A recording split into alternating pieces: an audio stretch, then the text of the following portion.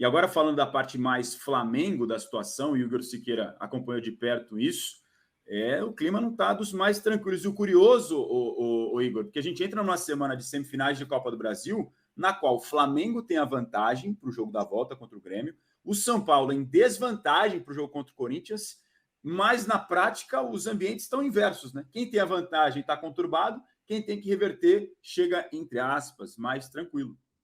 É verdade, mas é o efeito Libertadores, competições sul-americanas, né, no caso do Flamengo, uma bomba que foi a eliminação diante do Olímpia, da forma que foi no meio de semana, isso se deságua, né, reverbera muito ainda nos bastidores e nas arquibancadas do jogo. Foi o primeiro jogo contra o São Paulo, o primeiro jogo depois da eliminação diante do Olímpia, e a arquibancada falou, a arquibancada não ficou em silêncio, a arquibancada se manifestou, expressando a insatisfação, não vou falar geral e restrita em relação ao time, mas porque temos alguns abraçados aí, como a gente publicou hoje uma matéria no All Sport, mas a arquibancada falou protestos contra membros da diretoria, presidente Rodolfo Landim, Marcos Braz, vice de futebol, vaias ao próprio Sampaoli, que foi chamado de burro, enfim, vaias a alguns jogadores, como o Thiago Maia, e em contrapartida, o afago, né, o carinho, a ovação a Arrascaeta, Bruno Henrique, Gabigol e,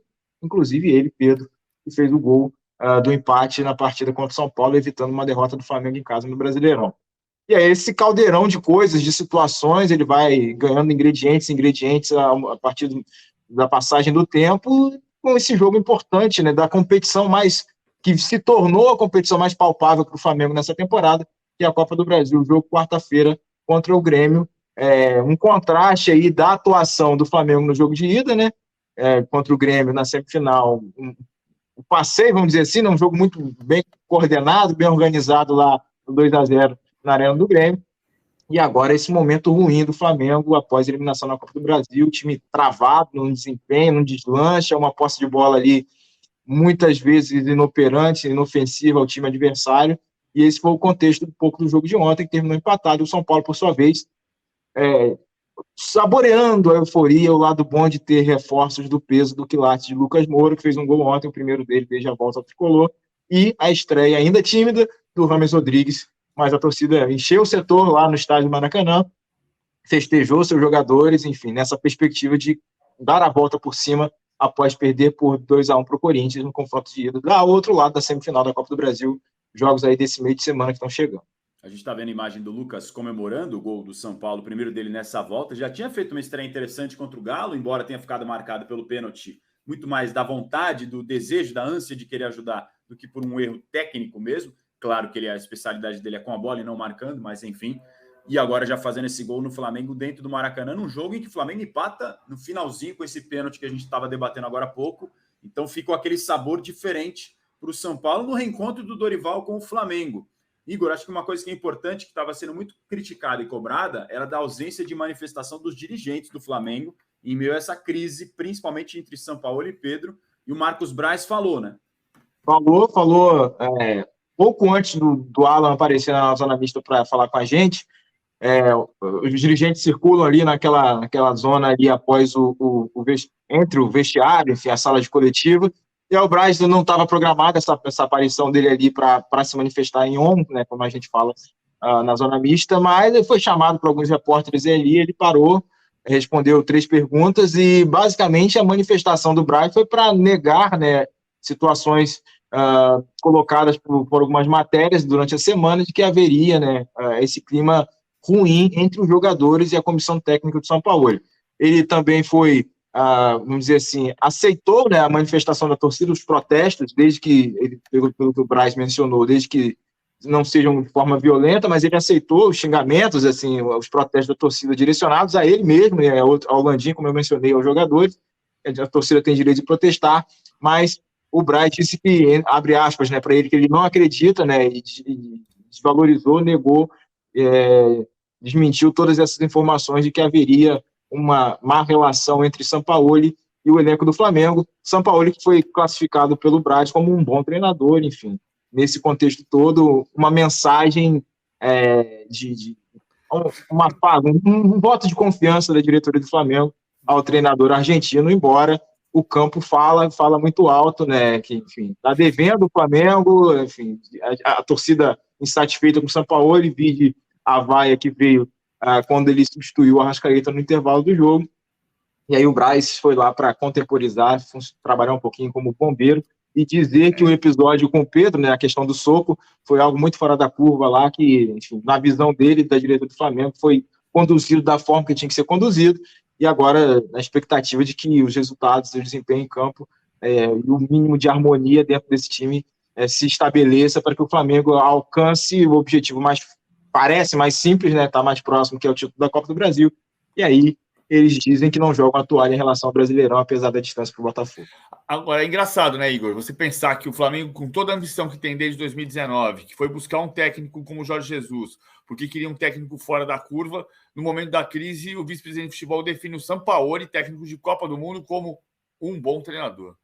Um bom treinador, pois é. E aí está apostando que esse bom treinador, que na coletiva admitiu que ainda está se adaptando ao elenco do Flamengo, essa foi uma questão trazida ao Sampaoli lá, na entrevista coletiva depois da partida, de como ele usaria melhor, se ele está à vontade em usar todas as peças disponíveis para ele no Flamengo, ele admitiu que ainda não está tão íntimo assim com todas as ferramentas que tem à mão, por incrível que pareça, apesar desse tempo de trabalho. Não, porque o grande ponto para mim parece o seguinte, assim, vou voltar ao que eu tenho sempre dito, eu sei que muita gente pensa diferente, o Renato Maurício Prado, por exemplo, pensa diferente. Eu acho o Sampaoli, do ponto de vista tático, um técnico extraordinário, excelente. O problema do Sampaoli sempre foi, e aí o Marcos Braz pode dizer que não acontece no Flamengo, a questão de ele ter relacionamentos mais ásperos, mais ácidos, menos afetuosos, mais frios. Que é a história de que, já contei essa história aqui, falo com gente no Flamengo. No Atlético do Santos dizem que ele não dá bom dia, não fala por favor e não diz muito obrigado para ninguém. Mas no Flamengo parece que ele melhorou, digo eu. Não. Aqui é a mesma coisa. Tudo bem, ninguém precisa melhorar nesse ponto de vista. Agora, se você tem o Sampaoli e você sabe que ele não está adaptado ao elenco do Flamengo, se você acha o Sampaoli um excelente treinador, você vai montar o elenco para ele, para os próximos anos. Se você acha o Sampaoli um técnico bom treinador, você não vai montar o elenco para ele. E ele tem maneiras particulares de montar. Agora, como, por exemplo, trazer o Alan. O Alan é um jogador que joga com o Sampaoli. Excelente jogador. Não faz jogar aéreo, né? É muito bom jogador, tem capacidade de passe. Mas, assim, ele joga no time do Sampaoli. Se você traz o Alan porque o Sampaoli pediu, então, ele traz o Luiz Araújo porque o Sampaoli pediu. O Luiz Araújo joga com qualquer um. O Alan é muito bom jogador também, mas você traz jogadores para o tipo de jogo que o Sampaoli vai fazer. Se você acha que ele é um bom treinador, você não vai montar o elenco que ele precisa. E, evidentemente, isso está muito em xeque no Flamengo. Essa questão, PVC, que você mencionou, o Alan, é muito pertinente, porque acho que resume um pouco esse contexto, pelo fato de o Alan ter sido escolhido lá, definido no vestiário, assim, pela assessoria do Flamengo, para ser o cara a falar depois do jogo de ontem. E aí o Alan foi indagado se o comportamento do São Paulo era diferente do que ele faz no Flamengo, enfim, na comparação com os outros times nos quais os dois eles trabalharam juntos, né? E o Alan disse exatamente isso aí, que o comportamento dele é o mesmo, não tem diferença alguma entre o São Paulo do Atlético Mineiro e o São Paulo do Flamengo. E é curioso que, enfim, a escolha tenha sido o Alan para se manifestar naquele momento ali, por conta, não seria o Alan, justamente o Alan, a corroborar ou a revelar de forma mais explícita algum tipo de racha entre o elenco do Flamengo e o técnico Sampaoli, por tudo isso que você mencionou. Enfim, mas são sinais que a gente vem recebendo quando as manifestações acontecem tete a tete com a gente lá na zona mista do Flamengo, enfim, uma tentativa de, como eu mencionei, né, de apagar esse fogo aí da crise, né, que surge não só no aspecto técnico, mas relacional também no Flamengo, né. Por outro lado, o time tem jogadores com uma outra característica de que jogadores que nitidamente precisam desse carinho, não vou usar uma palavra mimado que é pejorativa, mas que necessitam dessa aproximação mais intensa ali, desse cuidado, desse abraço, que foi o que o Dorival, né, que estava lá no Maracanã ontem, fez na passagem anterior com nomes como o próprio Pedro, e por isso o Dorival é tão querido, e por isso teve uma fila de jogadores para dar um abraço no Dorival, antes e depois da partida também, ontem contra o São Paulo, prova não só entre os titulares, mas uma prova tirada também entre os reservas, Felipe Luiz, Pedro, todo mundo foi lá abraçar o Dorival, todo mundo trabalhou com ele, para manifestar esse carinho, esse afago de um treinador que trabalhou um pouco mais essas relações humanas dentro do clube, enfim, e pelo menos obteve nessa estratégia o resultado de ser campeão da Copa do Brasil e da Libertadores do ano passado. Voltando e reencontrar justamente a virtude que é muito elogiada de um, talvez seja uma das principais críticas do outro, essa relação exatamente de pessoas do Dorival.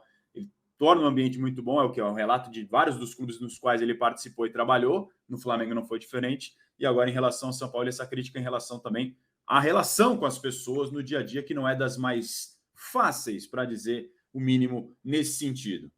Igor, obrigado mais uma vez pela participação com a gente no De Primeira. Você até me lembrou uma questão importante aqui no bastidor, que tem convocação da seleção essa semana, né? A primeira do Diniz.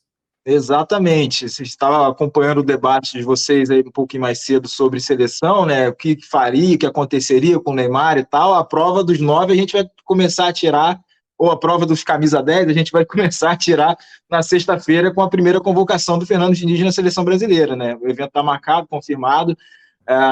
E o que a gente tinha de informação, já vou abrir o parênteses e tomar a liberdade para citar, né? O que a gente tinha de informação é que justamente o Diniz, quando assumiu a seleção, ele falou isso na coletiva inicial, enfim, com as informações que a gente obteve nos bastidores também, que ele tinha o Neymar como um dos pilares aí desse projeto do Diniz, um contrato de 1 ano de trabalho para iniciar o trabalho com a seleção brasileira nas eliminatórias da Copa do Mundo. Fica a interrogação, porque o Neymar praticamente não jogou ainda, né, nesse intervalo entre a volta da lesão e essa convocação do Diniz de sexta-feira, e com esse elemento a mais da transferência dele, iminente transferência dele para o futebol saudita.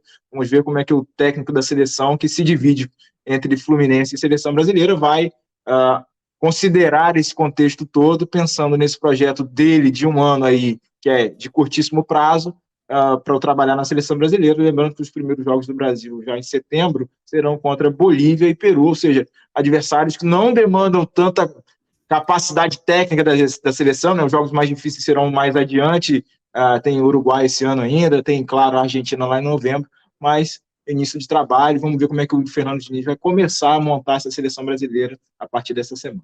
Mais um abacaxi para Fernando Diniz descascar, técnico do Fluminense e da seleção brasileira. Boa tarde, obrigado, viu, Igor? Valeu, pessoal, sempre um prazer estar aqui com vocês, e continue aí, você que está assistindo a gente, continue clicando, navegando lá no All Sport, matérias a qualquer momento, inclusive processo do Vasco contra o Flamengo, para usar o Maracanã no próximo final de semana, no jogo contra o Atlético Mineiro, mais um capítulo dessa celeuma envolvendo o estádio aí, os clubes aqui do Rio, sobre quem joga lá, quem deixa de jogar, quem controla, quem não controla, enfim, processo que o Vasco abriu ontem à noite, e a gente está esperando uma resposta da Justiça a esse pedido de liminar do Vasco aí, quem sabe hoje ainda, enfim, amanhã, nos próximos dias. Ou seja, poderemos ter mais Igor Siqueira nesta semana aqui no De Primeira. Obrigado, amigo. Valeu, um abraço.